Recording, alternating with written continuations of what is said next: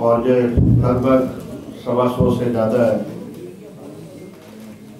लोग हैं आज हमारे साथ। इसकी लिस्ट बना के कौन क्या क्या है साइन करवा के आप सबको भेज दी जाएगी, सबको हैंड ओवर कर दी जाएगी। आस्ता आस्ता आप देखेंगे, आज एक शुरुआत है, आज फाइनल नहीं, एक शुरुआत है। और आस्ता आस्ता आप देखेंगे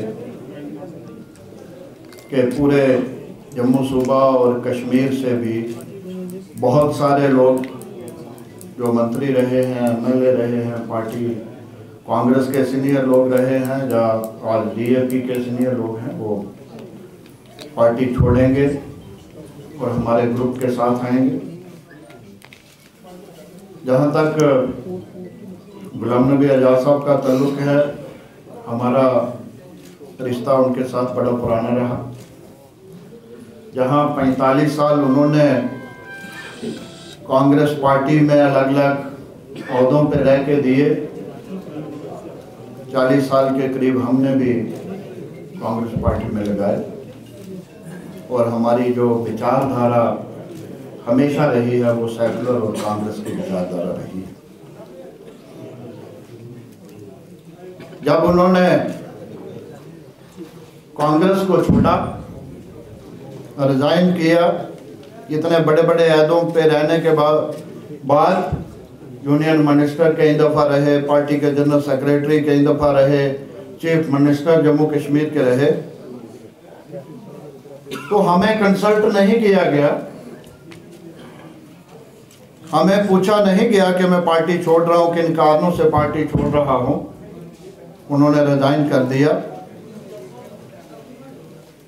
तो जब हमने देखा कि गुलाम नबी आज़ाद साहब आज अकेले पड़ गए हैं, उन पर मुश्किल वक्त है, हम साथी रहे हैं, इकट्ठे रहे हैं, हम उनको लीडर मानते थे। ये कोशिश रहेगी कि हम ज़्यादा से ज़्यादा लोगों को अपने साथ जोड़ें, डीएपी से, दूसरी पार्टियों से, अपनी सोच के साथ, अपने विचारों के साथ जोड़ें, इसको मजबूत करें। और उसके बाद हम आपस में बैठेंगे, सिर्फ हम नहीं, हम बैठ के हम कंस्टिट्यूंसी वाइज जाएंगे, ब्लॉक वाइज जाएंगे, वहाँ के मौजूद लोगों को जमा करेंगे, उनके साथ विचार करेंगे, उनसे राय लेंगे कि आइंदा हमारा आगे हम किस पार्टी को चुनें, किस पार्टी को मजबूत करें, किस पार्टी की सरकार जम्मू कश्मीर में होनी चाहिए। हम लोगों की राय से आगे का रास्ता जो है वो चुनेंगे। हम डिक्टेटरशिप नहीं करेंगे, हम दिल्ली या जम्मू के बंद कमरों में बैठ के फैसले नहीं करेंगे, हम लोगों को पूछ के लोगों की मर्जी के मुताबिक फैसला लेंगे और लोगों को साथ जोड़ के इसको मजबूत करने की कोशिश करेंगे। मेरी लोगों से विनती है, हर पार्टी, कोई भी पार्टी असूती नहीं है, कांग्रेस हो, बीजेपी हो, आप पार्टी हो, अपनी पार्टी हो, पैंथर्स पार्टी हो, बीएसपी हो, सबकी अपनी अपनी सोच है। लेकिन जिसको बीजेपी में जाना है उसको बीजेपी की सोच के साथ सीधा हाथ मिलाएं। वो बाया कोई उनको भूल भुलैयों में डाल के इधर से उधर बाया करके लेके नहीं जाए, उसको सीधा बीजेपी में जाना चाहिए जिसको बीजेपी में जाना है। जिसको कांग्रेस की विचारधारा में जाना है उसको कांग्रेस की विचारधारा में पे जाना चाहिए। आपने रेडिसन से लेके जहाँ तक के सफर की बात की है, हमारी तो कोशिश गुडविल में रही, ठीक ही रही एफर्ट। लेकिन मैं समझता हूँ कि जिस दिन हमने ये सोचा था कि आज हमारा धर्म बनता है साथ खड़े रहना, वो एक बहुत बड़ी वो आज महसूस होता है।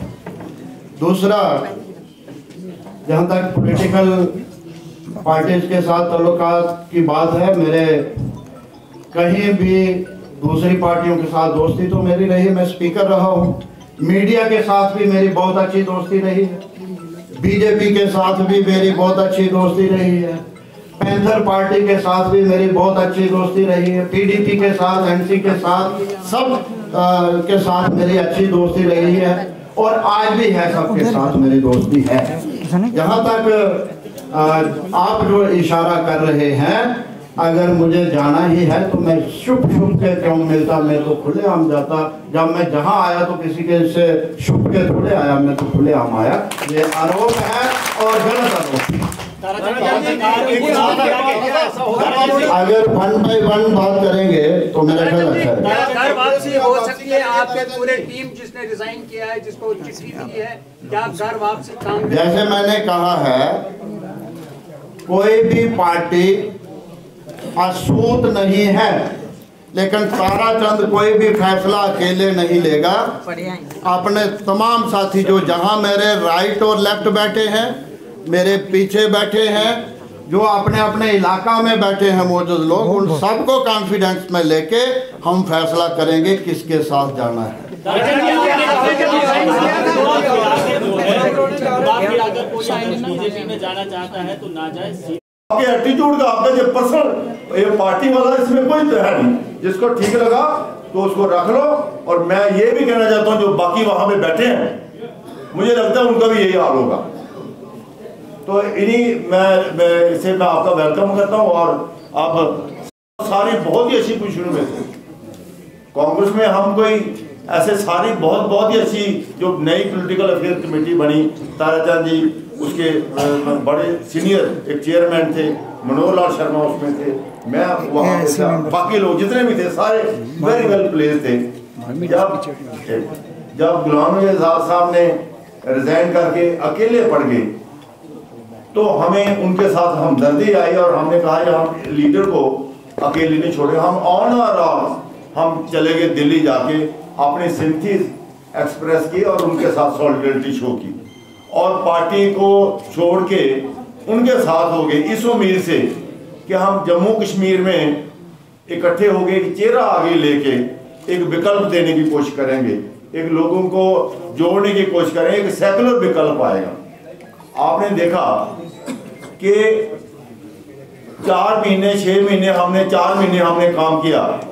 ताराचंद जी ये जो जोन बनाए 6, उसमें एक जम्मू सेंट्रल जोन जिसमें 5 जिले थे, जम्मू शहरी, जम्मू देहाती, सांबा, कठुआ, उधमपुर, उसके चेयरमैन ये थे। पूरे ब्लॉकों में जाके हमने लिस्टें तैयार की और सारा लोगों को जोड़ा, लोगों में जाके पार्टी को मजबूत किया। पार्टी आज कौन सी थी? बीजेपी में नए लोग तो नहीं थे, वही लोग जम्मू रीजन में आए जो हमारे साथ मतलब काफी 10 मतलब देर से चल रहे थे। अब एक तरफ मुझे हैरानगी होती है, एक तरफ ये कहते हैं इनडिसिप्लिन हो गया। क्या इनडिसिप्लिन हो गया वो हमें नहीं पता। एक बंदे के 2 चेहरे, खुद इन्होंने गुलाम नबी आज़ाद साहब ने G23 बना के, आपको पता 3 साल जिन पे एलिगेशन लगाते रहे कि यहाँ सेंट्रल डिक्टेटरशिप है, गांधी फैमिली की, इसका ये है 3 साल 2.5 साल तक G23 करके लेटर लिखते रहे, पब्लिक मीटिंगें करते रहे, उनको क्रिटिसाइज करते, 5 पन्ने की चिट्ठी लिखी और वो इनडिसिप्लिन नहीं था। और हमने पार्टी का काम कर रहे हैं, हमारा इनडिसिप्लिन ये है कि पार्टी को मजबूत कर रहे थे और उसलिए हमें without citing any reason we are expelled. और अब कल कहीं कह रहे थे ये मैंने पार्टी से सफाई कर दी। मैं ये कहना चाहता हूँ आजाद साहब, ये तुम्हारी सफाई हो गई है।